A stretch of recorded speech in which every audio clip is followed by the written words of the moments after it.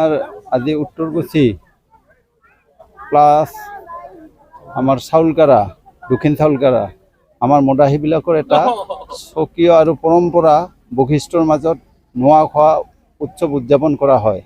আৰু সেই উদযাপনটো আজি দ্বিতীয় বৰ্ষৰ কাৰণে আমি চাউলকাৰা দৌল মন্দিৰ প্ৰাংগণত উদযাপন কৰাৰ স্থিৰ সিদ্ধান্ত লোৱা হয় আৰু তাত আজি উৎসৱ চলি আছে। আৰু আমাৰ কলা সংস্কৃতিৰ ডেন্স কৰা হয় মদাহী জনগোষ্ঠীটোৰ। আৰু ইয়াত যিটো বৰমানী পূজা কলাপথা আৰু আমাৰ পাৰ চৰাই বুলি দিয়া নিয়ম পৰম্পৰাভাৱে চলি আছে। আৰু লোকবিশ্বাস আছে এইটো কাম কৰিলে আমাৰ মদাহী জনগোষ্ঠীবিলাকৰ মানে যিবিলাক উপায় অমংগল সেইবিলাক বিনাশ হয় বুলি এটা ধাৰণা আছে।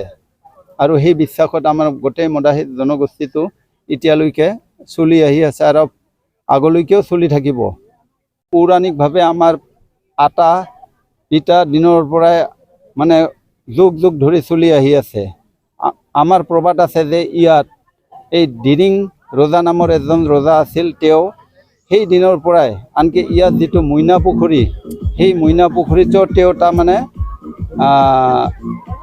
তাত মানে এই পূজাটো কৰিছিলে। আৰু সেই পূজাটোৰ লৈয়ে তেওঁ এটা সময়ত তাত মানে পশু পক্ষীবিলাক আহিছিলে আৰু মইনা চৰাই আহিছিলে। আৰু সেই পৰ্বতে আৰু সেই অনুষ্ঠানতে সেই অনুষ্ঠানক লৈয়ে মইনা পুখুৰী হোৱা বুলি আমাৰ প্ৰবাদ আছে এতিয়ালৈকে। মোটামুটি উত্তৰ চাউলকাৰা দক্ষিণ চাউলকাৰা উত্তৰগুচি ইয়াৰ আশে পাশে যিবিলাক আমাৰ মদাহী গাঁও আছে অহপা লাফাগুচি তাৰপিছত ৰামপুৰ চিমলা শ্ৰীপুৰ বিভিন্ন ধৰণৰ মানে আশে পাশে থকা গাঁওবিলাক ইয়াত জড়িত হৈ আছে।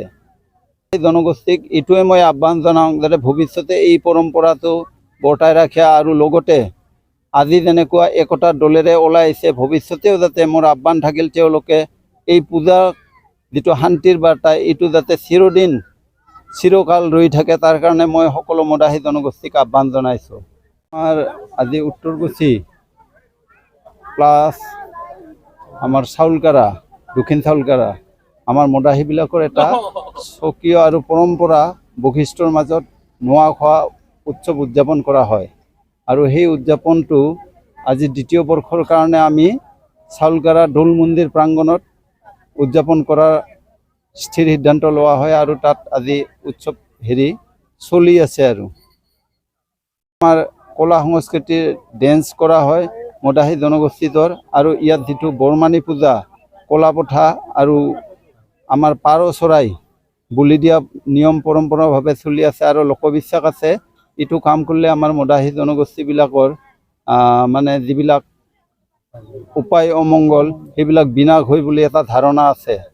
আৰু সেই বিশ্বাসত আমাৰ গোটেই মদাহী জনগোষ্ঠীটো এতিয়ালৈকে চলি আহি আছে আৰু আগলৈকেও চলি থাকিব। পৌৰাণিকভাৱে আমাৰ আটা পিঠা দিনৰ পৰাই মানে যুগ যুগ ধৰি চলি আহি আছে।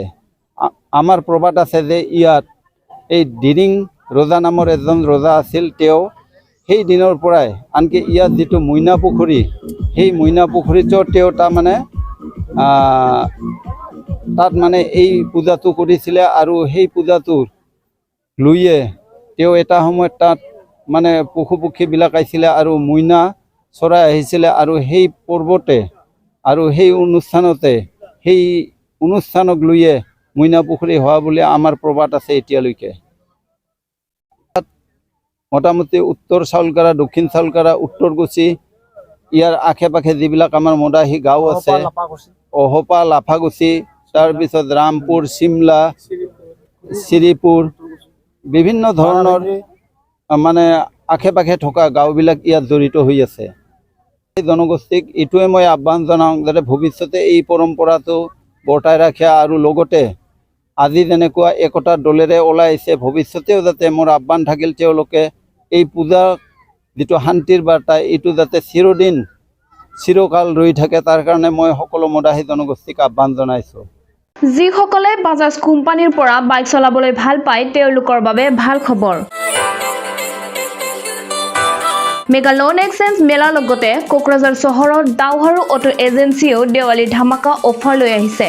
দেৱালী ধামাকা অফাৰ 16, 17, 18 আৰু 19 নৱেম্বৰত 4 দিনৰ বাবে অব্যাহত থাকিব। লো ডাউন পৰিশোধ কৰি বাজাজ কোম্পানীৰ বাইক যেনে পালচাৰ, চিটি, প্লাটিনা, আপুনি এভেঞ্জাৰ, ডমিনাৰ আদি আৰু নতুনকৈ মুকলি কৰা বাইকও ক্ৰয় কৰিব পাৰে। নতুন বাইকখনৰ সৈতে আপুনি বিনামূলীয়া 5 লিটাৰ পেট্ৰল, 2টা হেলমেট, সিট কভাৰ, 12 ৱাশ্বিং কুপন উপলব্ধ পাব। লগতে বাইক ক্ৰেতাসকলক এক বিনামূলীয়া নিশ্চিত উপহাৰ প্ৰদান কৰা হ'ব আৰু এক্সচেঞ্জ বিকল্পও উপলব্ধ হ'ব। কোকৰাঝাৰ চহৰৰ এখন দাওহাৰু অটো এজেন্সিয়ে নহয়, লগতে কাৰিগাঁও উৎসৱ বিপণী, দতমা উৎসৱ, আপুনি ভোটত আউটলেট আৰু ফেষ্টিভ আউটলেট শাখা শ্ব'ৰুমত ওপৰৰ সুবিধাও লাভ কৰিব পাৰে। অধিক বিৱৰণ পাবলৈ এতিয়া 6000399187 বা 8822018193 নম্বৰত ফোন কৰক।